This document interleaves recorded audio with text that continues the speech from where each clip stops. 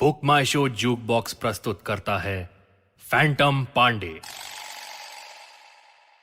रोहित के किसी ने एक पार्टी में साइनाइड का इंजेक्शन मार दिया था।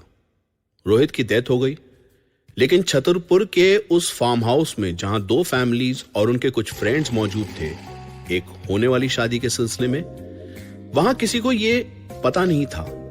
सब यही मान रहे थे कि रोहित की नेचुरल डेथ हुई। नोबडी लाइक्ड रोहित, लेकिन किसको इतनी नफरत थी कि उसका खून कर दे, और वो भी इतने कॉम्प्लिकेटेड तरीके से? ये बात समझ में नहीं आ रही थी। मुझे ये तो लग रहा था कि मर्डरर यहीं मौजूद है, लेकिन फिर भी कोई बात थी जो मैं मिस कर रहा था। विकी का एक्सपेंसिव और फेवरेट कैमरा तोड़ा था रोहित ने, सो विकी के पास मोटिव था रोहित का खून करने के लिए।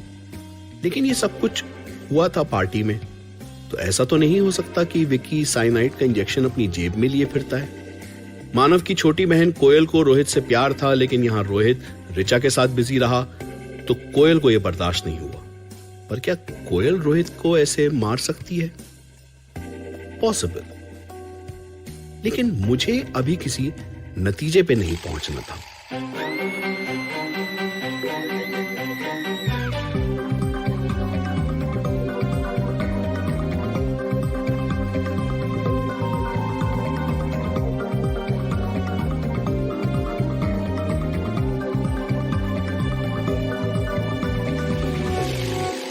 आप सुन रहे हैं फैंटम पांडे का दिलचस्प केस, जहरीली शादी का तीसरा भाग।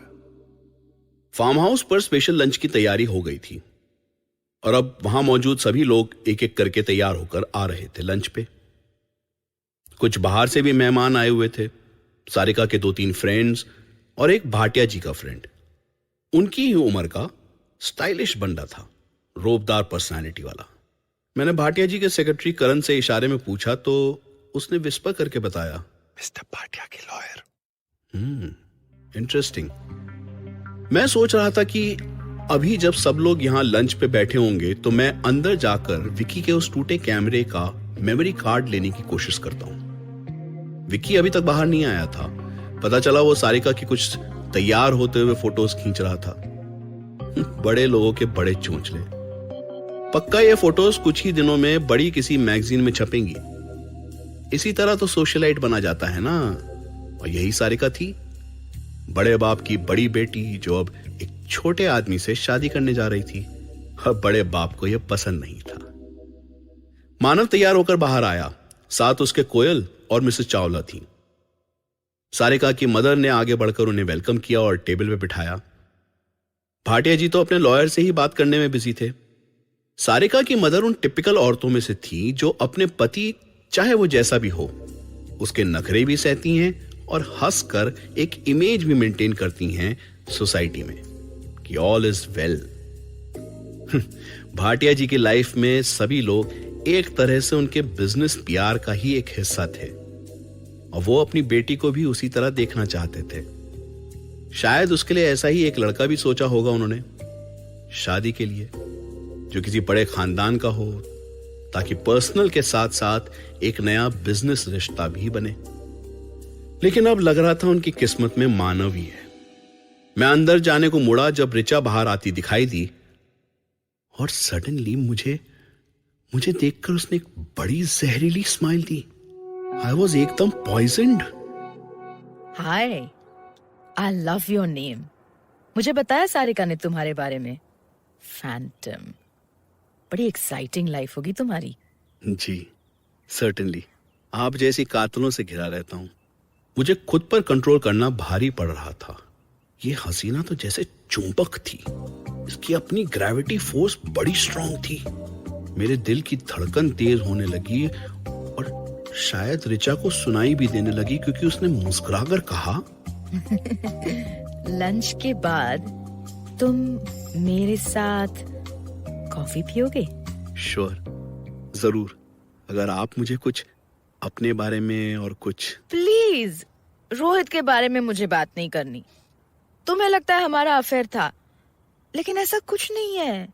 यहाँ 2 दिन से थी, बोर हो रही थी, and Rohit was the only exciting single too, you know. बिल्कुल जी, आई नो। मैं नहीं जानूंगा तो कौन जानेगा। अकेलापन बड़ी गंदी बीमारी होती है और उसका इलाज मैं साथ लेकर फिरता हूं। मेरे दिल में प्यार की कमी नहीं है, फिर भी आदत से मजबूर मेरे मुंह से निकल गया। आपको लगता है कोई रोहित का खून कर सकता है ऋचा जी? मतलब रोहित का मर्डर हुआ, उससे कौन मारेगा? He was a loser. मजेदार कंपनी, लेकिन 1-2 दिन के लिए बस। I mean, उसके पास था ही क्या? मैं मुस्कुराया और उनसे कहा, यू आर सो राइट। आपको तो मुझे अपना पार्टनर बना लेना चाहिए। और इस पर ऋचा शर्माई। हाय यार, सारी अदाएं आती थी इस कमबख्त को मार देने वाली, और वो निकल गई। सारिका बहुत ही सुंदर सलवार कमीज पहने हुए रूम से निकली। विक्की जी लगे हुए थे, अजीब अजीब योगा पोज में मुड़कर झुककर हाथ ऊपर किए नीचे किए फोटोज लिए जा रहे थे। इस बंदे का बस चलता तो ये ऊपर सीलिंग से लटक कर भी फोटो खींचता। बड़ा कमिटेड बंदा था अपने आर्ट से।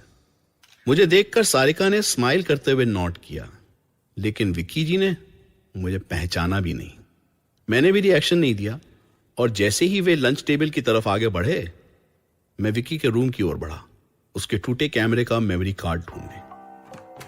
उसका रूम बड़ा ही गंदा था, हर तरफ उसके कपड़े फैले थे, यहां तक कि अपने गंदे अंडरवेयर भी साले ने ऐसी ही चेयर पे और जमीन पे पड़े छोड़ दिए थे। सबसे पहले मैंने उसका कैमरा बैग चेक किया, लेकिन उसमें कुछ नहीं मिला। फिर एक और बड़े कैमरा बैग पे नजर पड़ी। उससे पहले उसकी टेबल पर चेक करने लगा। ड्रॉर्स के अंदर उसका वॉलेट वहीं रखा था उसमें, और फिर वो बड़ा कैमरा बैग भी खोला, लेकिन कहीं मेमोरी कार्ड का पता नहीं था। मैं उसके कपड़े चेक करने लगा जब What the hell? तुम मेरे रूम में क्या कर रहे हो? मुझे भी पता नहीं उसकी शक्ल देखकर क्या खुन्नस आई। मैंने उसका हाथ पकड़कर उसे अंदर खींचा, दरवाजा बंद किया और उससे सख्ती से बोला, वो अपने टूटे कैमरे का मेमोरी कार्ड कहाँ है? मुझे दे। Shut up! तुमने मुझे ऐसे छुआ कैसे? And don't you dare talk to me like this. अबे एक थप्पड़ लगाऊंगा ना, आंख टेढ़ी हो जाएगी, सीधी फोटो खींचने लायक भी नहीं रहेगा, समझा? चुपचाप वो मेमोरी कार्ड मुझे दे। मेरे पास नहीं है। उसकी इस बात पे मैं चौंका, क्योंकि वो सच बोल रहा था। उसके चेहरे पे लिखा था। ये बंदा उनमें से था जो बड़े इतराए फिरते हैं, बहुत सारा एटीट्यूड दिखाते रहते हैं सभी को, लेकिन थोड़ा हड़काओ इन्हें तो सारी अकड़ निकल जाती है, लड़ने की हिम्मत नहीं होती इनमें। तो मैंने पूछा उससे, कहाँ गया वो मेमोरी कार्ड? मुझे नहीं पता, मैंने सुबह संभाल कर अपने ड्रॉर में रखा था, लेकिन अभी थोड़ी देर पहले चेक किया तो वो वहां नहीं था। तुम इस रूम से कहीं बाहर निकले थे बीच में? नहीं, लेकिन नहाने गया था अंदर बाथरूम में, शायद उस टाइम किसी ने। तुम्हारे मेमोरी कार्ड में कोई और क्यों इंटरेस्टेड होगा? मुझे क्या पता, मैंने तो सारा कमरा छान मारा, उसी चक्कर में ये कपड़े बिखरे हुए हैं। फिर सारिका ने बुलाया तो मैं फोटोज लेने चला गया। मेरी तो भूख भी मर गई। जब तक वो मेमोरी कार्ड नहीं मिल जाता मुझे चैन नहीं मिलेगा। क्यों? ऐसा क्या है उस कार्ड में? मेरी ली हुई फोटोज हैं, बेशकीमती फोटोज। मुझे अपने हर शॉट से मोहब्बत है। क्या ये जुर्म है? तुम मेरा मेमोरी कार्ड क्यों चाहते हो? क्योंकि उसमें मर्डर का क्लू है। मर्डर? Rohit was murdered? किसी को बताना मत और कार्ड ढूंढते रहो। ओके। अब मेरे दिमाग में एक और एंगल रोहित के मर्डर का चलने लगा, और साथ साथ मैं और श्योर हो गया कि मर्डरर यहीं इसी फार्म हाउस में था। सुपर कॉन्फिडेंट कि वो बच निकला है। इसीलिए मैंने ऋचा और विकी दोनों के दिमाग में रोहित के मर्डर की बात डाल दी। पक्का इन दोनों के ही पेट में ये बात तो नहीं पचेगी, और वे इसका जिक्र औरों से जरूर करेंगे, और जो भी कातिल है उस तक ये बात पहुंचेगी कि उसे अब बचकर रहना है। Phantom is here, phantom Pandey. Lunch के बाद सभी अपने अपने कमरों में लौट गए थे। ऋचा मुझे ढूंढ रही थी, लेकिन मैं भाटिया जी और उनके लॉयर पे नजर रखे था। वे दोनों लंच के बाद भाटिया जी की स्टडी में चले गए थे, और मुझे उनकी बातें सुननी थी किसी भी हाल में। भाटिया जी की स्टडी के अंदर जाना मुश्किल था, मतलब उसमें झांकना भी पॉसिबल नहीं था, क्योंकि स्टडी में ना कोई बैल्कनी थी ना विंडो। तो मैंने एक तरतीब लगाई, लेकिन उसके लिए मुझे ऋचा की जरूरत थी। तो पहले मैं ऋचा से मिला। ओह फैंटम, कहाँ रह गए तुम? तुम्हें गरम कॉफी का शौक नहीं है क्या, या मेरी कंपनी? पैदाइशी शौकीन हूँ ऋचा जी। जस्ट रिचा। जी लगाओगे तो जी पे चुभेगा। माफ कर दो ऋचा। कर दिया। क्या प्लीज मैं तुम्हारा मोबाइल यूज कर सकता हूँ? एक अर्जेंट कॉल करना है और मुझे सिग्नल नहीं मिल रहा। जरूर, इसमें पूछने वाली क्या बात है। यो। मैं ऋचा का मोबाइल लेकर हटने लगा तो फैंटम, अपनी गर्लफ्रेंड को फोन कर रहे हो जो मेरे सामने नहीं रह सकते? नहीं ऋचा, अपने जीजा जी को। उनकी कीमोथेरेपी चल रही है। हाँ, अब ऐसे जवाब पर कोई क्या रिएक्शन देगा। सो मैं ऋचा का मोबाइल लेकर फटाफट भाटिया जी की स्टडी के पास पहुंचा। स्टडी का दरवाजा बंद था। मैंने ऋचा के मोबाइल से अपने मोबाइल पर कॉल लगाया और फिर स्टडी के दरवाजे पर नॉक करके दरवाजा खोला। भाटिया जी अपने लॉयर के साथ अंदर बैठे थे। मुझे देखकर थोड़े चिढ़े। क्या चाहिए फैंटम? मैं बिजी हूं। मैं लपक कर उनके पास पहुंचा और झुककर करीब जाकर उनके कान में फुसफुसाया, वो सर, मैं बस जानना चाहता था कि इस केस की अलग फीस मिलेगी ना मुझे? भाटिया जी हैरान थे मेरे सवाल पे। उन्होंने एक्सपेक्ट नहीं किया था कि फैंटम इतना स्टूपिड सवाल भी कर सकता है। लेकिन क्या करे बेचारा फैंटम, केस सॉल्व करने के लिए कुछ भी कर सकता है वो।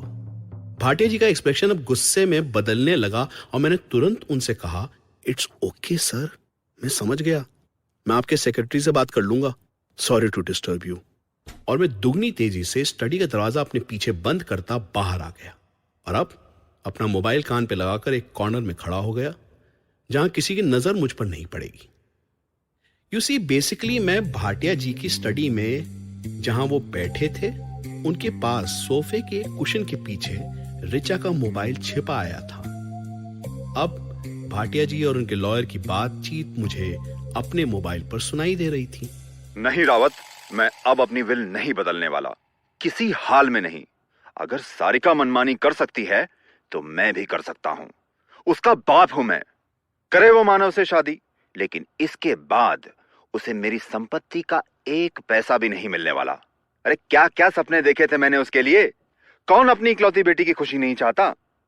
लेकिन मेरी बेटी को मेरी खुशी की रत्ती भर भी फिक्र नहीं है। उसे तो बस अपने बाप को नीचा दिखाना है। आहा, ये तो बहुत बड़ी इंफॉर्मेशन मिल गई। भाटिया जी ने सारिका को अपनी जायदाद से ऑलरेडी बेदखल कर दिया था।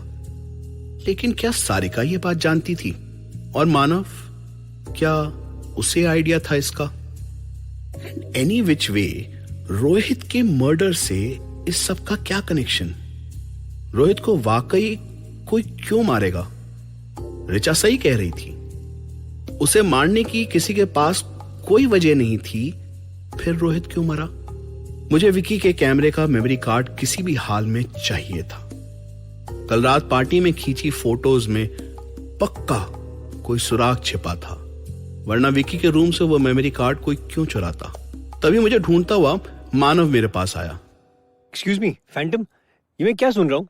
हाँ, आपको लगता है कि रोहित का मर्डर हुआ है? किसी ने जानबूझकर रोहित को मारा है? ऐसा कोई क्यों करेगा? और आपने ये बात मुझे पहले क्यों नहीं बताई?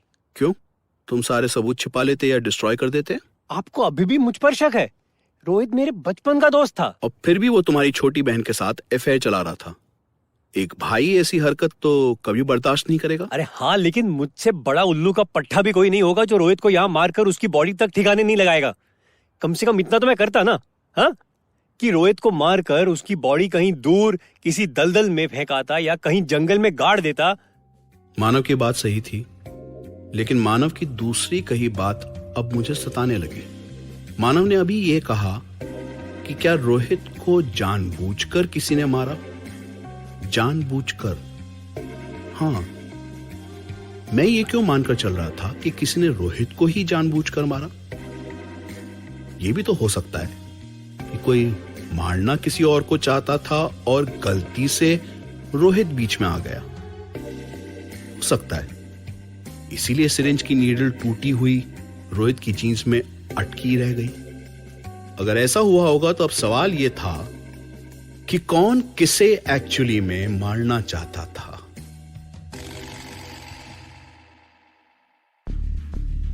जहरीली शादी के लेखक और निर्देशक हैं सत्यम त्रिपाठी, संगीतकार वरुण राव और इसे पेश करने वाले कलाकार थे तृप्ति खामकर, ओमी जोशी, कार्तिक सीतारमन, अक्षय झा, चारू गुप्ता और सत्यम त्रिपाठी एज फैंटम पांडे।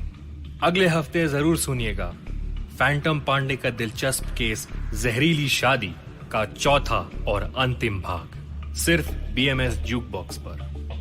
इस प्रोग्राम के निर्माता हैं IVM पॉडकास्ट।